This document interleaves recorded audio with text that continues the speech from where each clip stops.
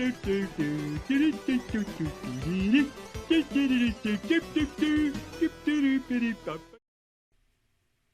is Kung Fu for the NES, developed by Nintendo and released back in 1985.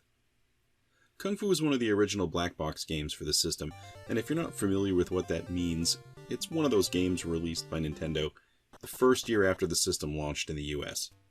I believe there were a total of 30 games in this grouping, and they get their name from the cartridge boxes being all black. Except, of course, for the game banner, and there's also an image of the game's graphics on the front of the box. Rumor is they used the game graphics on the box explicitly because they wanted to advertise the quality of the game. Before the release of the NES, the video game market was recovering. There was a crash of the early 80s, and for years, the market was flooded with poor quality games that often had really good-looking box art. They looked amazing, and they looked nothing like the game that they were sort of supposed to represent. Here, I think Nintendo really wanted to show off what the game was actually going to look like.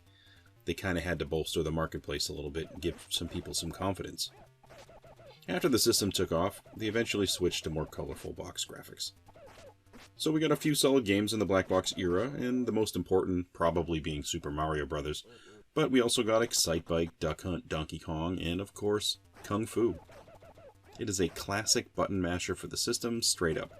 And it's actually a port of an arcade game that was called Kung Fu Master.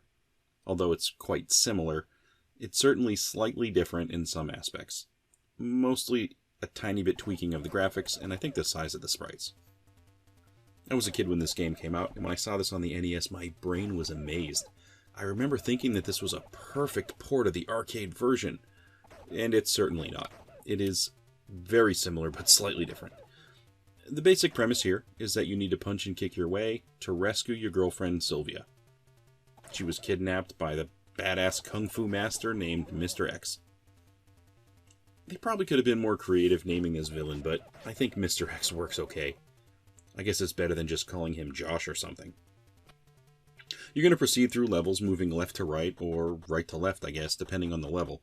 And you have two buttons on the NES, one for punch and one for kick. The buttons are actually really responsive in this game. I think that's the first thing you'd probably notice. You go to town on these buttons, and you're going to throw a crazy amount of punches and kicks. And it feels pretty good. Personally, I'm a fan of kicking my way through enemies. But I also find this game does one thing really well. It elevates the difficulty as you progress. The first level, you're going to get assaulted by the most basic enemies. They're about your height, and they come to you in volume. Strangely enough, they don't seem to actually know how to fight. Instead, they basically just grab you and they hug you to death. Well, I guess it's a family game, so maybe it's hugs all around, until I guess I kick you in the head. If one of these guys grabs you, you're going to see your health starts to get drained slowly, and if you let more of them pile on top of you, they'll drain your life quicker. Just press the gamepad directional or punch and kick your way free when this happens. There are a total of 5 levels in this game, and the first one, obviously, is the most basic. You're going to find standard enemies here, and there's going to be a knife thrower near the end and a guy with a club. Just punch everybody, dodge these weapons. And for the guys with the items, you just walk up close, and with a few well-placed kicks, it's going to get you by no problem. The second level actually is pretty different. The first half of the level, you have something new to do.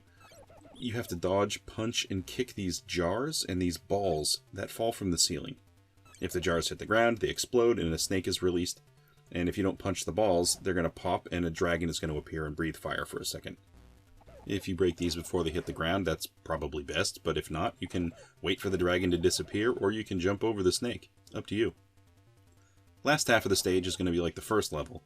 You're going to have these basic guys running after you to give you hugs, but you're also going to find some smaller guys as well. In addition to this, it kind of actually forces you to alter your tactics a little. On the first level, you could pretty much just punch and kick your way through, no problem. Now you have to crouch from time to time to punch or kick these enemies. And there's also a boomerang thrower at the end of the stage. I guess you'd call him a mini-boss, but really it's just a couple of punches and he's gone. Then we get a quick sub-screen event after the second stage, and it's just them reminding you what your job is here.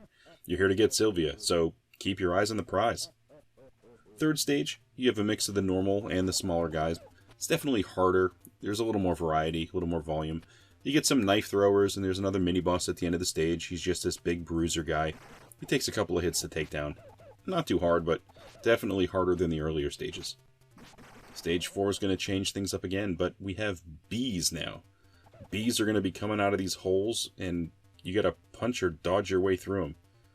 I don't know why bees. I don't know what the significance is, but okay, it's some variety. I get it. The last half of the stage, you're back to fighting the normal guys that are running around, and what's probably the toughest mini-boss so far. At least I think so. It's this little turtle guy that throws those jars at you, and basically he's throwing dragons at you. So you gotta kind of get past those and hopefully beat him up quick enough. The last level is like the first and the third level. There's nothing really magical here, it's just filled with more enemies, and there's a different boss at the end. This is where you run into Mr. X, it seems.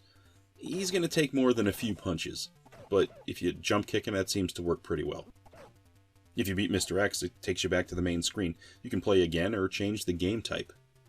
Kung Fu lets you play 1 or 2 players, and you have game A or B. B is a more difficult variant, and as for the 1 or 2 players thing, it's a trade-off for points. You don't play cooperatively. This isn't a particularly deep game, but it's definitely classic NES, and it handles fantastic. The animations are smooth, and although having smooth animation sounds pretty basic for a game these days, there are tons of NES games released after this that had nowhere near this quality. So it's really top-notch.